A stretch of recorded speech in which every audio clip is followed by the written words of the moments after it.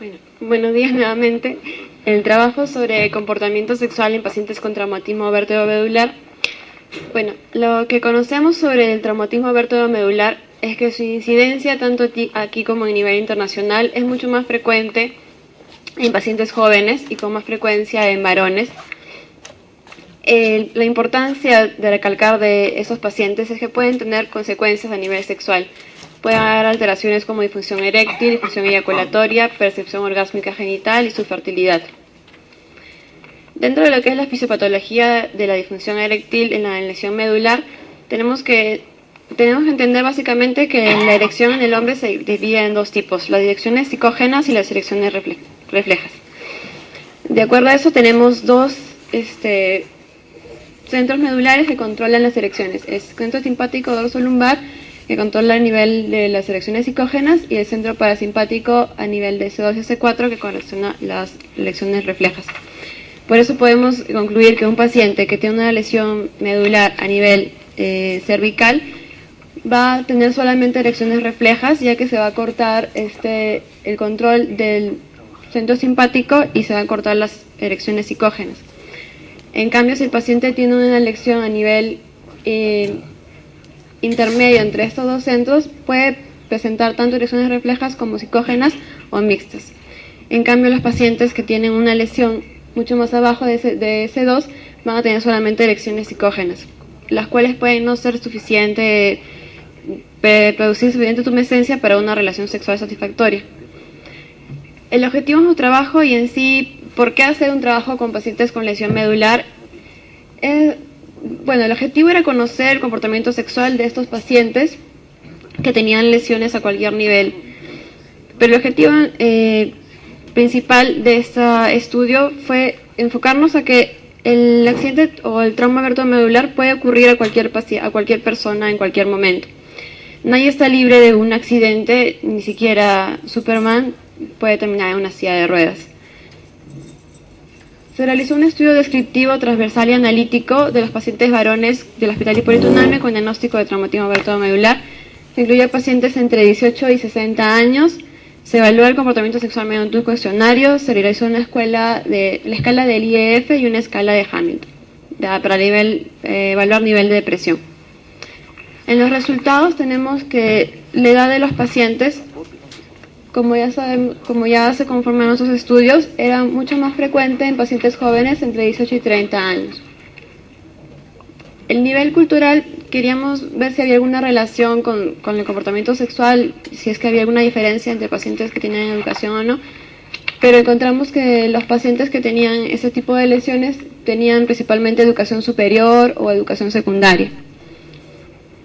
Con respecto al tiempo de enfermedad, lo que encontramos fue que los pacientes que llegan al hospital generalmente estaban entre el periodo todavía agudo, entre 6 meses y 12 meses de la lesión, y que posteriormente estos generalmente se perdían, dejaban de venir a consulta o ya se atendían en forma particular y regresaban ya en forma prolongada cuando ya tenían complicaciones propias de estas lesiones.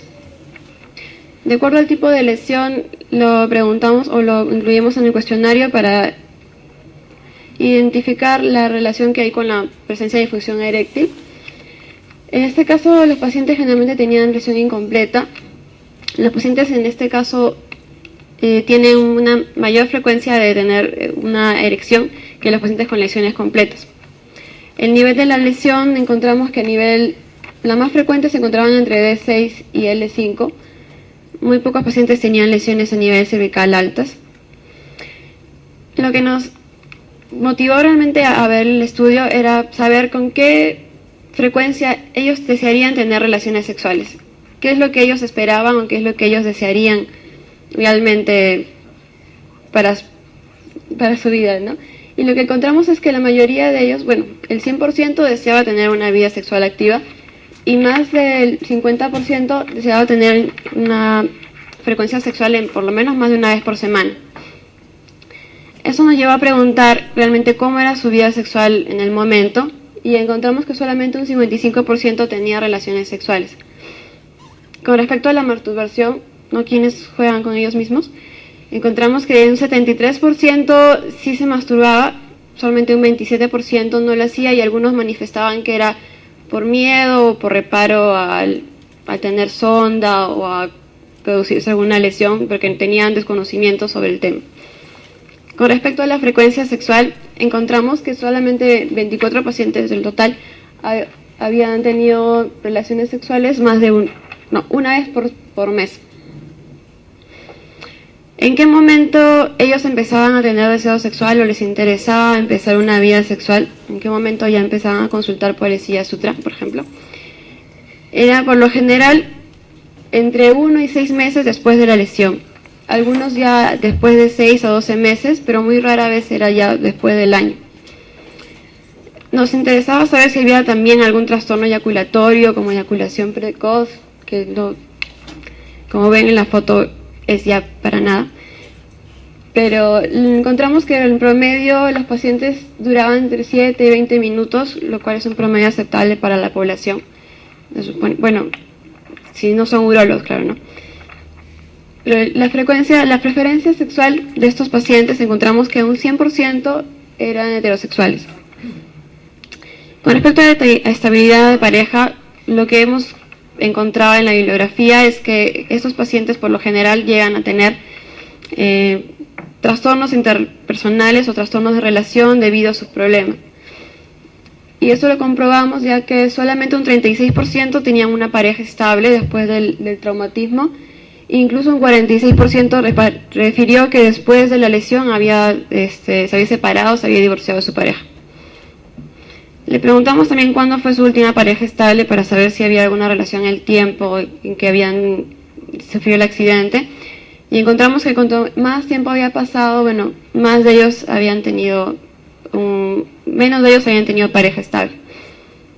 Con respecto a las comorbilidades, buscando alguna otra etiología de la disfunción eréctil, encontramos que muy poco porcentaje tenían otras patologías como hipercolesterolemia, hipertensión, que podían producir también disfunción eréctil, ya que se trataba de pacientes jóvenes que no tenían otras enfermedades.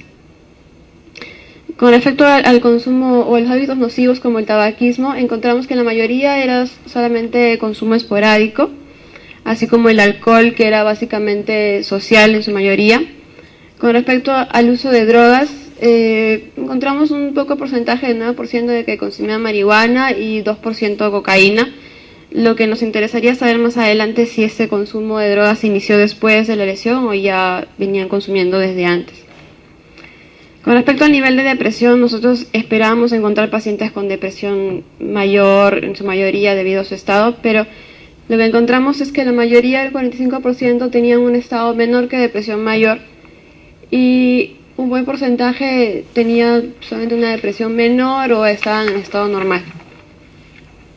Con respecto a la escala del IEF, de los pacientes, los 24 que tuvieron relaciones sexuales, respondieron al cuestionario con un nivel moderado. Muy pocos habían tenido una disfunción eréctil severa. Con respecto al deseo sexual, ellos mismos calificaron su deseo como moderado en un 95%. En bajo era un 4%. Lo cual nos indica que el paciente todavía tiene deseo sexual a pesar de tener una patología tan severa o tan preocupante como el traumatismo abertomedular. Con respecto al uso de inhibidores de fosfodiesterasa 5, encontramos que muy pocos pacientes habían utilizado alguna vez, y generalmente esos habían sido más por automedicación o por un compañero que les había dicho toma esta pastilla, pero no habían realmente acudido a un urólogo o a un especialista. Dentro de nuestras conclusiones, con respecto a nuestro cuestionario, llegamos a definir que los pacientes con traumatismo abertomedular desearían realmente tener una vida sexual activa y mantienen una libido moderada, de manera que es necesario evaluar más profundamente este aspecto sexual en los pacientes, y esto no se debe considerar como una actividad sin sentido, ya que la mayoría de médicos olvida este aspecto. Más bien esperamos que se despierte el interés de todos los especialistas que ven a estos pacientes y se motive para nuevas investigaciones y alternativas de tratamiento. Muchas gracias.